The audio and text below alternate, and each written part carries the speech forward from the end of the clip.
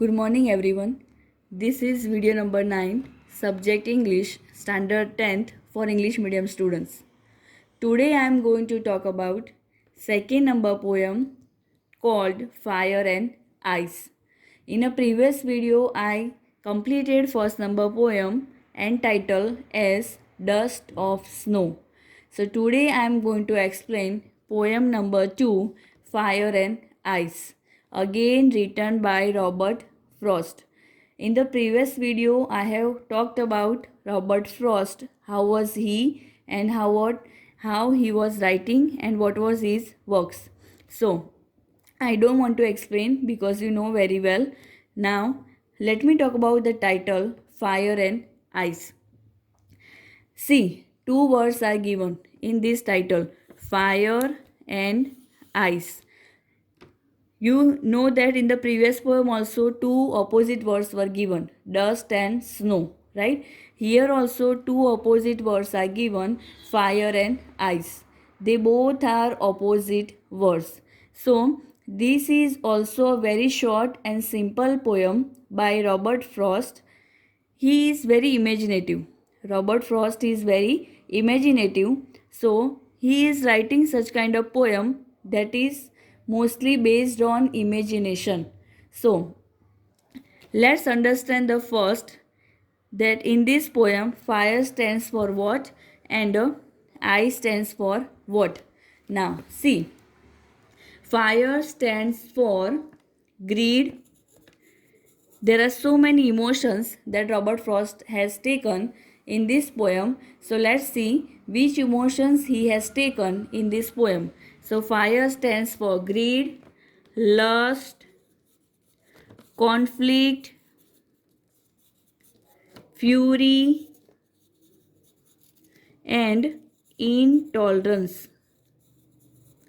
See, this all emotion he has taken in this poem that express fire. Means fire stands for greed, lust, conflict, fury, intolerance.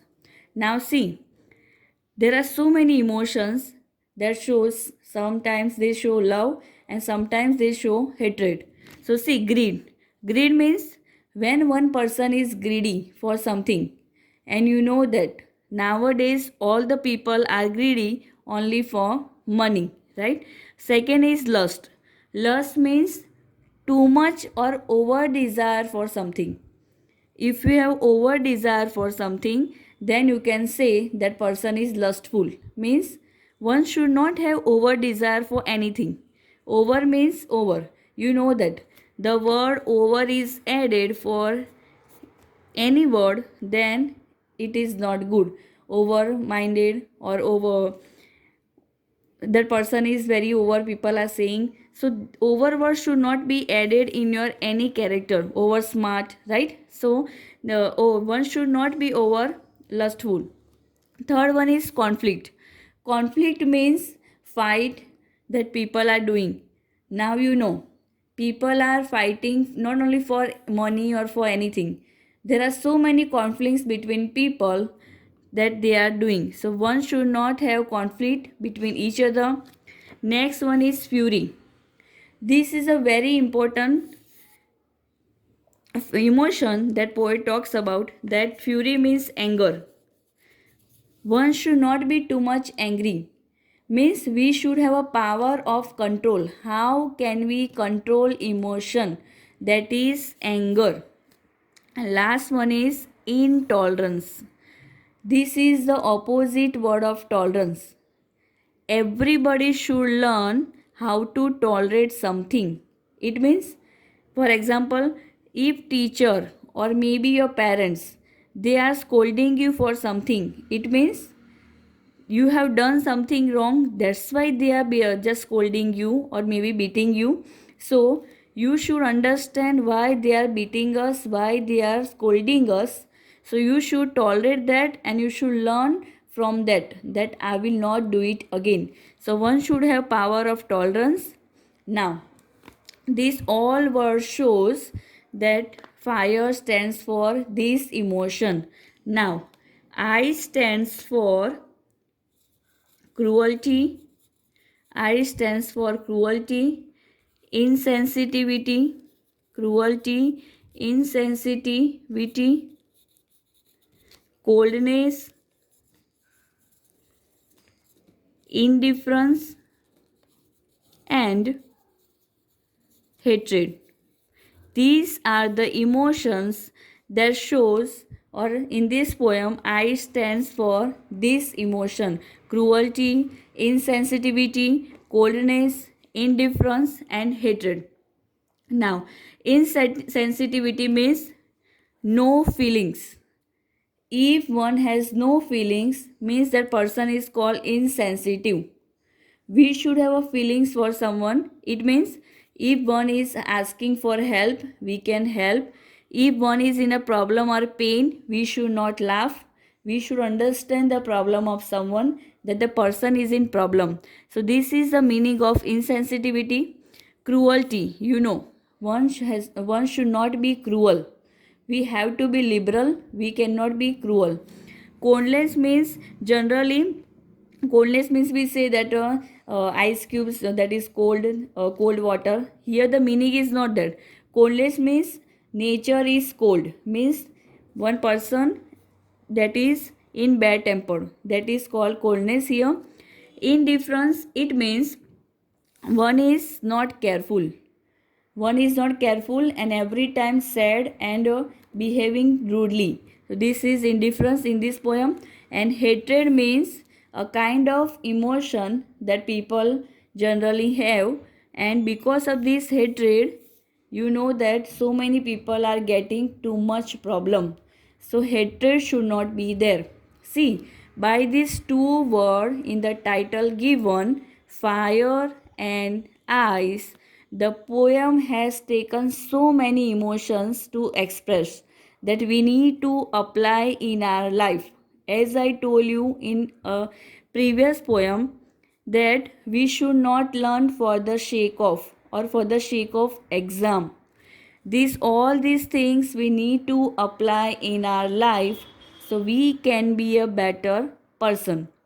Now, before I start a poem, let me start let me start explaining word meanings. First word meaning, that is Paris. Generally, when you are talking about something, you speak that destroy. You know the meaning of destroy. But I believe that you should speak difficult words. You should speak synonyms of that word that you know and that you don't know. So if you repeat in your daily life when you speak, you will remember. I told you, right? So, Paris, it means destroy. If something that is going to destroy, you can say that thing is going to perish. Both are verb. See, going to destroy and going to perish. So you should speak difficult word. So perish means destroy. Second one is suffice. Suffice. Suffice. See the pronunciation. It means be sufficient. Means whatever we have, enough. Means sufficient means enough. Whatever we have to be sufficient. We should not compare ourselves to anyone, that he has, she has, I don't have. So don't quarrel with your parents, don't quarrel with anyone, with your friends for marks even. This is very important. If you are reading less and getting less marks, don't compare your marks with your friends. Whatever you will read, definitely you will get result. Positivity, right? I told you. So don't compare anything with your friends. You have to be sufficient, and whatever you have, you should understand that is enough for me. But if I want more, I will try. I will not cry, because try and try you will succeed, right? Third one is favor fire. See, favor fire, it means take the side of fire. In this poem, this word is used for the poet Robert Frost. What he is saying, that I favor fire, means He is taking the side of fire, not ice. He is not taking the side of ice, he is taking the side of fire, right? That's why the word is used, favor fire. It means the writer is in the favor of fire. Fourth one is hold with those. See, it means support those. Here, the writer has used this word that he favors fires, so he will support only those who favor fire. He wants to say that I believe that I will tell you later on what he believes, but he favors fire, so that's why he's saying I will support only to who hold with fire. It means who support fire, right? Now the last word meaning, that is tasted of desire. Last word meaning, that is tasted of desire. It means experience about desire. See, you know that experience, the meaning of the word means whenever you have experience of something, that you will learn better, right? You should have an experience of something, then you will have confidence. And that's why it is said that everywhere when you go for job, then also you know, means you will not you are not doing job right now. I am saying whenever you go for something, experience is required, then you can do better, right? Now let's start the poem. Let me start explaining the poem Fire and Ice. We have two stanzas. Both stanzas are very easy. See, first stanza and second stanza. Both are very easy. If you recite or if you refer on your own, then also you can understand. Okay, so let me start the first stanza. Some say the world will end in fire, some say in ice.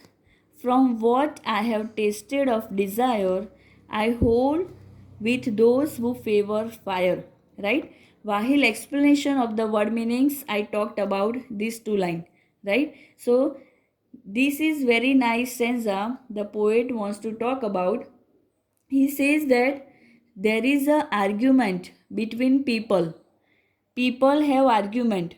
Some are saying the whole world will end with fire, and some are saying the whole world will end with ice. See, the writer is talking about the destruction of the world. The writer is talking about the destruction of the world. See, generally you know that whole world cannot be destroyed together. Here the meaning is different. I will talk about after the poem. See, he is saying that the whole world will be destroyed. Some are saying by fire and some are saying by ice. And I told you, the writer himself in the favor of fire. He is saying that the world will end with fire. Now, he is saying that people are talking about the literal end of the world. Why people are talking about the literal end of the world? Why they believe that the world will end? Well, that doesn't matter fire or ice. Why do they think about the destruction of the world? Right? I talked about that feelings. Do you remember? I stands for, fire stands for, that all feelings are spread in the whole world, that hatred, greediness, indifference and all. And because of that, the writer is saying that people do not have humanity. And because of that, he is using the word destruction of the world by fire or ice. Right? What he is saying then next, from what I have tasted of desire.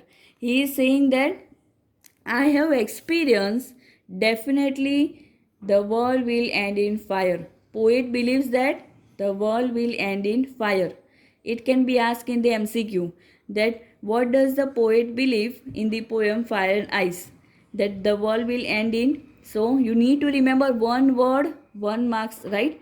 So only just common sense. So the world will end in fire according to the poet, and the other people are saying the public, the word will come public in the question answer, The public is saying that the world will end in ice, right? Now, I hold with those who favor fire. See, in the first stanza, the writer is saying, I favor fire, and that's why I will hold with those. See, I support only those who favor fire because I believe that the world will end in fire, right? Now, this is very first simple stanza. Now, let me talk about the figure of speech that is very important, can be asked in the form of MCQ. See, in the first stanza, we have two figure of speech. Two figure of speech, it means in two lines we have figure of speech, but one line can have more than one figure of speech possible, right? So see, some say the world will end in fire and some say in ice. Now, here we have first figure of speech I talked about in the first poem, that is antithesis. I hope you remember. First is antithesis. It means if you will have two contradictory opinion, then the figure of speech will be antithesis, right? First one is fire and second one is ice. See, two opposite word in the line, fire and ice. So these two line conduct or takes antithesis, this figure of speech. Now see, let me tell you one more thing. One line can have two, three figure of speech, may be possible. But you need to take care which options are given in the exam. That will be your answer. Right? It doesn't mean that 3, 4 are there, so only that should be there. From that 4, which one is given in the exam, in the option, that you will consider as an answer. Right? As an answer. Now, second, after antithesis, in the same two line, second is repetition. Second one is repetition. Repetition, it means one or two words same time repeated second time, then we can have repetition. You can see some, two times repeated, say, two times repeated in this line. This is one single line, right? So, two words or only one word twice means two times repeated, then we can have figure of speech repetition. So, one we have antithesis, second repetition in the same line, third we have metaphor. Third we have metaphor. Metaphor, it means when there is a comparison between two things. When there is a comparison between two things, then we can have metaphor. So here we have comparison between two things, fire and ice. But one more thing. If there is a comparison between two things, then antithesis, two words are given, but simile, see, one more thing, not there here, but I am just telling to you, if there is word like and as, if these two words are given like and as, if these two words are given for comparison, then we can have simile. But if these two words are not given, then we can say metaphor for comparison, right? So antithesis and metaphor somewhat similar. So in the exam, maybe antithesis given, maybe metaphor, maybe repetition, all can be correct, right? And next one is, fourth one is alliteration in the same line. Next one is alliteration. I have earlier talked about, right? Alliteration means if any consonant sound or letter is repeated twice or more than twice in the same line. See, S, 4 times repeated, right? So here SS sound or SS letter is repeated 4 times. That's why we can say alliteration. See, in one line we have 4 figure of speech.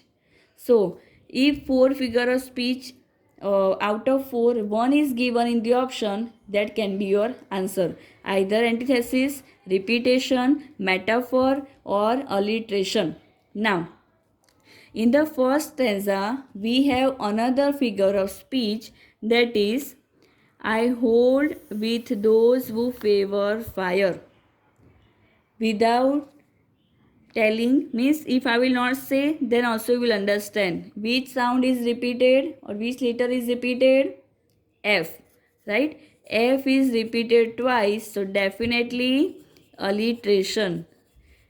In this stanza you can find, in this two first line, 4, or in last stanza, means last stanza in the sense first stanza last line, you can have one figure of speech, that is alliteration.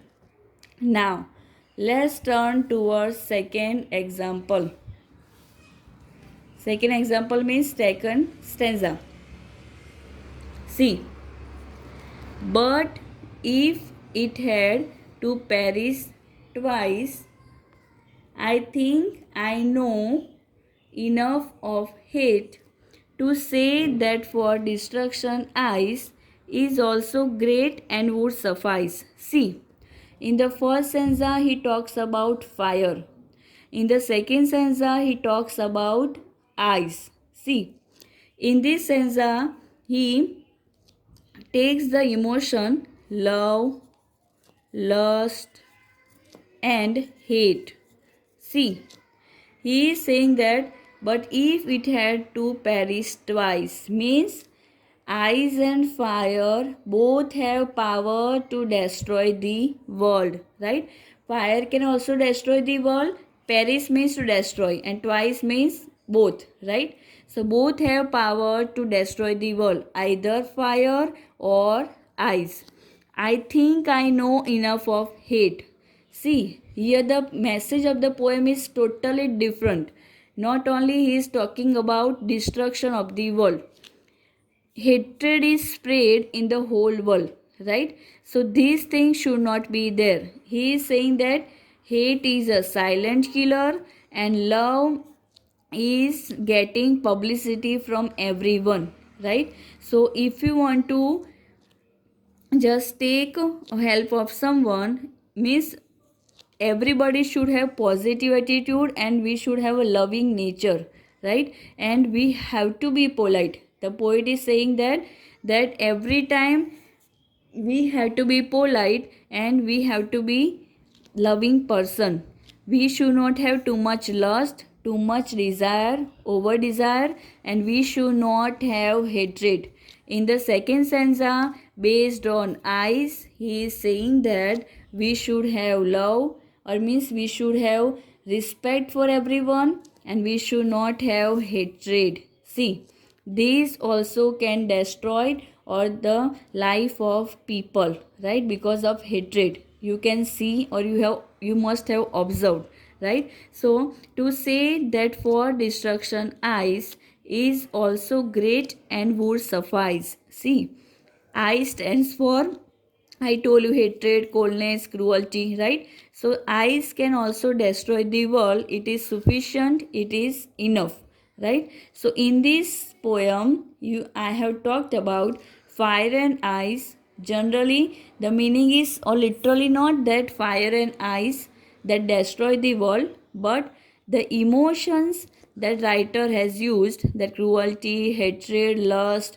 this can destroy the people's life, right? So see, the main thing the poet wants to talk about, that one has to understand that we should not have hatred for anyone.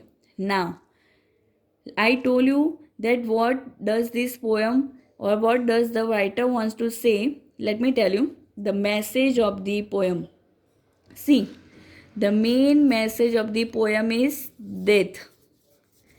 He has taken the word destruction of the world by using the two words fire and ice. See, main thing he wants to say death. All the people destination is death, and you know that nobody is immortal.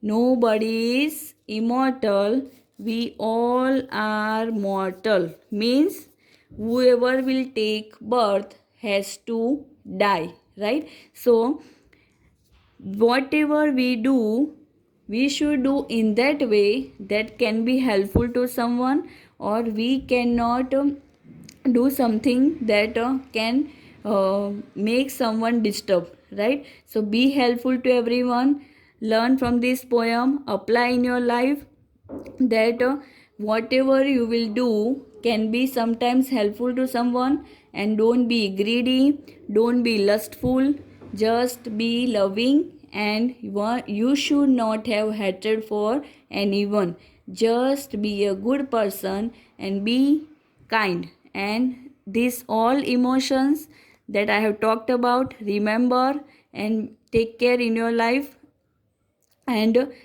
just apply in your life.